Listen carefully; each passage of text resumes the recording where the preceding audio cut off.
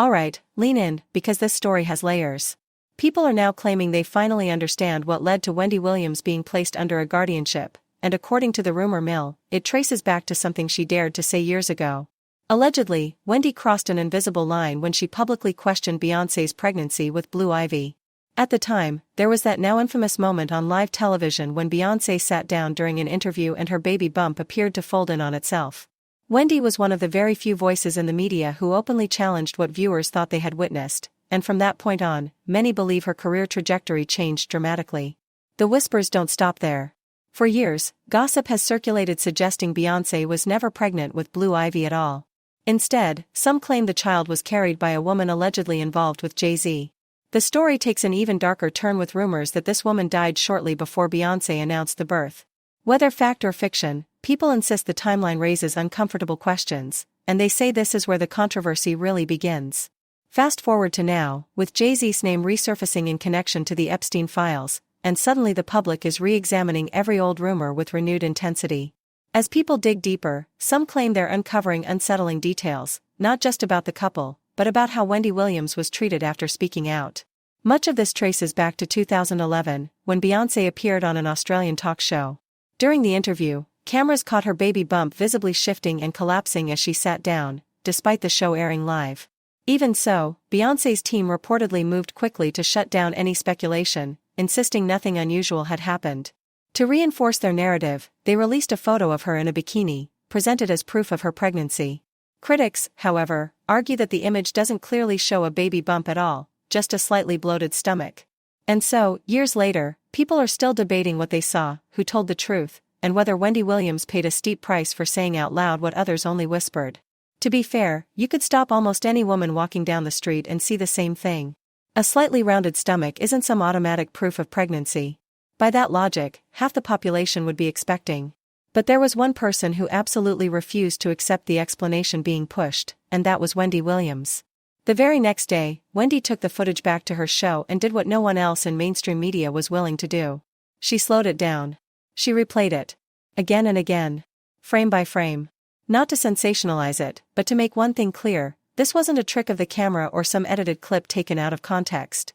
What viewers thought they saw the first time?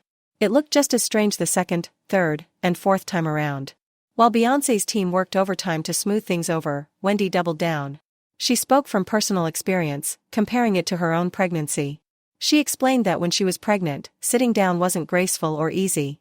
Her body didn't fold or collapse, and her stomach certainly didn't crumple like fabric. Pregnancy, she said, doesn't behave that way. Unless, she suggested, you're patting your stomach to create the illusion while someone else is doing the actual carrying. And Wendy didn't stop there. She widened the conversation by bringing up Jay-Z's alleged mistress, who was widely rumored at the time to be pregnant as well. Wendy never said her name outright, but she didn't need to.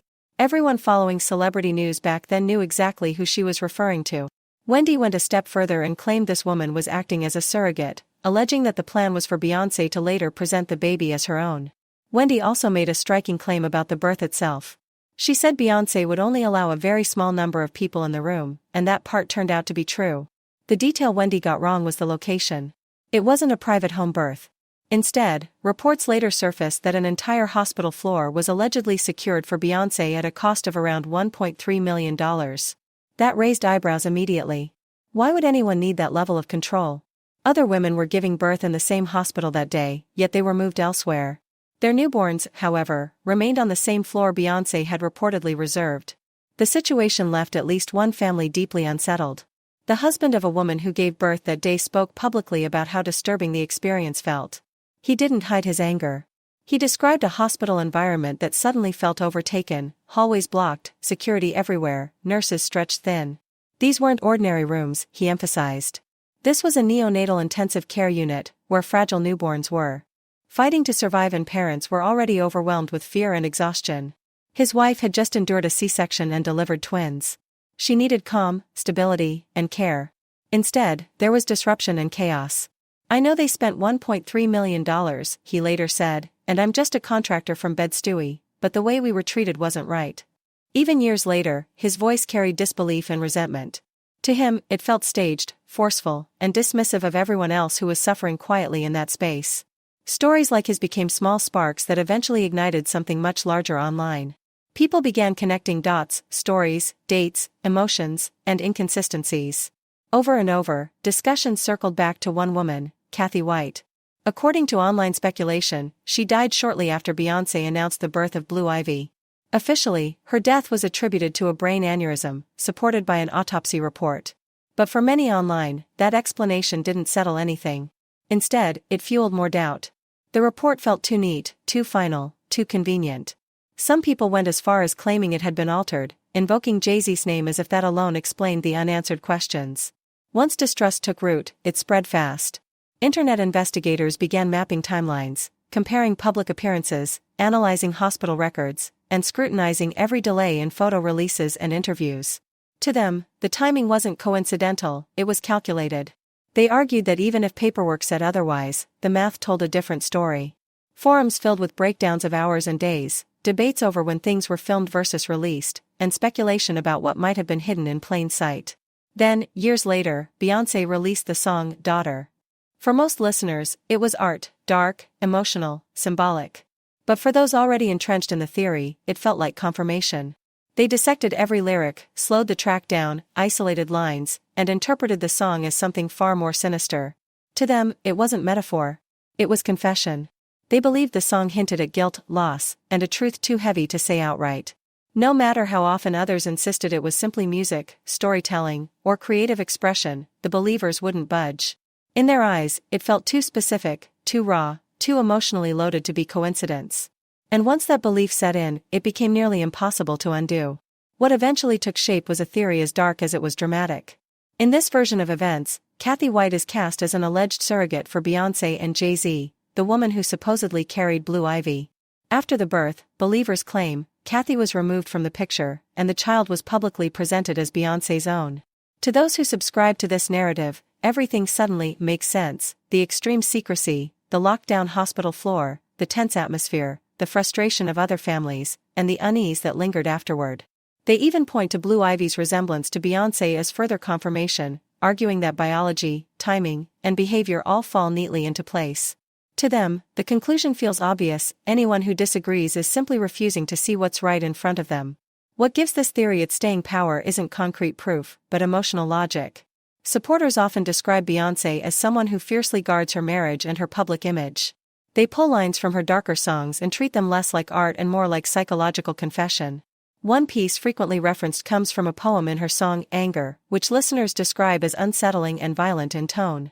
They argue that its themes, rage, obsession, revenge, and references to a husband's former lover, offer insight into a mindset capable of extreme measures. In their view, this isn't storytelling, it's a window into intent. Over time, the narrative expanded beyond any single allegation. It stopped being just about a hospital, a pregnancy, or a mysterious death. It became a story about power and the belief that immense fame places people beyond accountability. Those who believe it argue that wealth and influence can bend reality, that narratives can be managed, witnesses silenced, and truth buried. In this framework, every denial becomes suspicious, and every lack of evidence is reinterpreted as proof of how effective the cover-up must have been. Plenty of people push back hard against all of this. They argue that the theory is reckless, rooted in celebrity obsession, and often fueled by misogyny. Tragedies happen without sinister explanations. Brain aneurysms are real. Hospitals do implement extraordinary security for global superstars. Music, they say, is not a sworn testimony. From this perspective, the conspiracy reveals more about internet culture, its distrust of institutions, its hunger for villains, than it does about Beyonce or Jay-Z. It shows how grief and suspicion can evolve into elaborate myths when repeated often enough. Yet the story refuses to fade. It resurfaces again and again, reignited by a lyric, an old interview clip, or a comment that sends people back down the same rabbit hole. Each new wave of believers feels convinced they've cracked the code for the first time. They speak with urgency and moral certainty. In their telling, Kathy White becomes more than a person, she becomes a symbol of what fame can erase.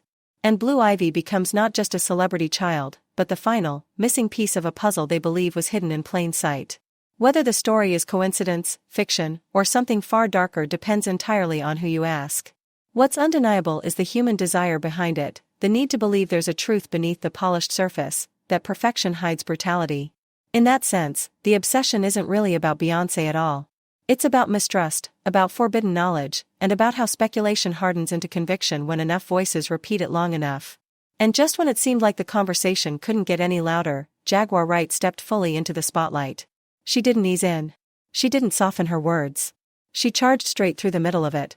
Known for her blunt, often controversial honesty, Jaguar made it clear that she believed Wendy Williams' situation was far more sinister than the public had been told. In her view, what happened to Wendy wasn't simply illness or personal decline, it was deliberate, calculated, and part of a broader pattern of how powerful figures neutralize anyone who threatens to expose them. Jaguar didn't absolve Wendy entirely, though. She argued that Wendy wasn't just a victim, but someone who helped open the door to her own downfall. Wendy built her career on saying what others wouldn't dare to say. She named names, challenged untouchable figures, and disrupted carefully managed narratives. For years, she spoke with the confidence of someone who believed her platform made her untouchable. But according to this interpretation, she crossed a dangerous line when she started questioning people who weren't just celebrities, but power brokers whose influence extended far beyond entertainment. That, some believe, is where the punishment began. Looking back, people point to the timing. Not long after Wendy publicly challenged Beyonce, her life appeared to unravel at shocking speed. One moment she was commanding her daytime talk show, sharp, energetic, unapologetic. The next, she was visibly struggling on live television, slurring her words, appearing disoriented, collapsing on air. At the time, the explanations offered were stress, burnout, addiction, or an underlying medical condition. Now, with hindsight, many are asking why the collapse was so sudden and so total. Rehab followed. Then more rehab. Each return made Wendy seem more fragile, more distant from the woman viewers once knew. Eventually came the guardianship. Wells Fargo froze her accounts, claiming she was being financially exploited and was no longer capable of managing her affairs.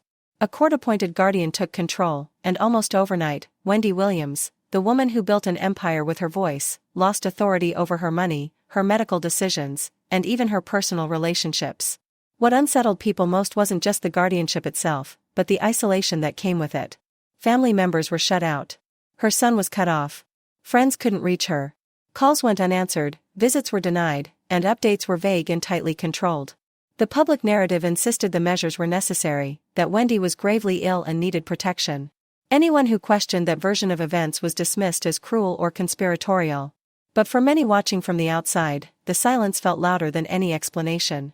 On paper, Wendy's condition only seemed to worsen with time. Every few months, a new diagnosis appeared, each one offering another reason why she couldn't return to television, couldn't address the public, and couldn't even be seen outside. While these explanations stacked up, one thing never changed: the guardian's control. Decisions about Wendy's health, money, and daily life continued to be made without her voice in the room. To many observers, it began to resemble a familiar and unsettling pattern seen in other high-profile conservatorship cases, where the individual at the center slowly fades from view while others step in to manage and benefit from their life. Then came a turning point no one expected. Information began to leak, and it cracked the entire narrative wide open. TMZ reported that Wendy Williams had undergone extensive neurological testing by a highly respected specialist in New York. These weren't surface-level checkups. They were in-depth evaluations meant to confirm whether the diagnosis used to justify her guardianship was legitimate. The results stunned the public. According to the neurologist, Wendy did not have the condition she had long been said to suffer from. The illness that supposedly explained her silence, her isolation, and her loss of autonomy simply wasn't there. That revelation changed everything. If Wendy wasn't actually impaired in the way the public had been told, then why was she placed under guardianship in the first place? Why was her family pushed away? Why were her finances frozen? And perhaps most unsettling of all, who stood to gain from keeping her legally and socially muted? Once that news broke, people began revisiting Wendy's decline with fresh eyes. What once felt like a tragic health crisis now looked, to many, like a carefully constructed storyline that no longer held together. Online, speculation exploded. Old clips resurfaced showing Wendy articulate, alert, and fully present, yet still described as incapacitated. Others questioned why the media had accepted the guardianship narrative so easily, without demanding transparency or allowing Wendy to speak for herself. From there, the conversation took a darker turn. One comment began circulating widely: "I honestly believe they did something to Wendy. I wouldn't be surprised if Diddy, Jay-Z, and Beyonce were connected to what's happening. I pray for Wendy." Extreme as it sounds, it echoed a growing belief among some viewers that Wendy became a liability the moment she exposed the wrong people. Another commenter wrote, "Funny how Wendy got so sick after calling out all these powerful celebrities." That word, funny, kept appearing. Not humorous, but suspicious. Because when people line up the events, the sequence feels disturbingly neat. Wendy challenges powerful figures. Wendy's health suddenly declines. Wendy loses access to her money. Wendy is placed under guardianship. Wendy is isolated.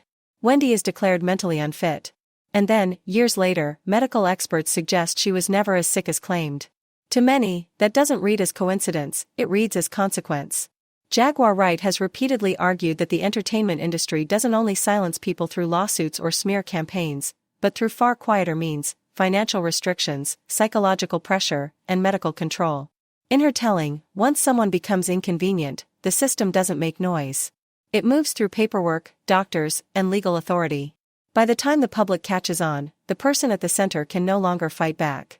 Whether people believe Jaguar or not, Wendy's case has forced a broader and deeply uncomfortable question into the spotlight: how much power do institutions have over individuals once they're labeled unstable or unwell? A system designed to protect suddenly looks terrifying when misused. And Wendy's long silence, once framed as proof of illness, now feels to many like evidence of control. The full truth hasn't surfaced yet, and not every question has an answer. But one thing is clear: the story the public was given about Wendy Williams no longer holds the same weight. What was once presented as an unavoidable personal decline now feels calculated and deeply unjust to many watching closely. And as more details emerge, people are beginning to wonder how many other voices have been quietly erased in the same way. Wendy built her career by saying what others were afraid to say. Ironically, that same fearlessness may have cost her control over her own life. Now, as the narrative continues to unravel, the question lingers: was Wendy ever truly being protected, or was she being punished for speaking too loudly, too honestly, for too long? Now I want to hear from you. What do you think about Wendy's sudden decline after calling out Beyonce? Do you believe Jay-Z and Beyonce had anything to do with what happened, or is this all coincidence?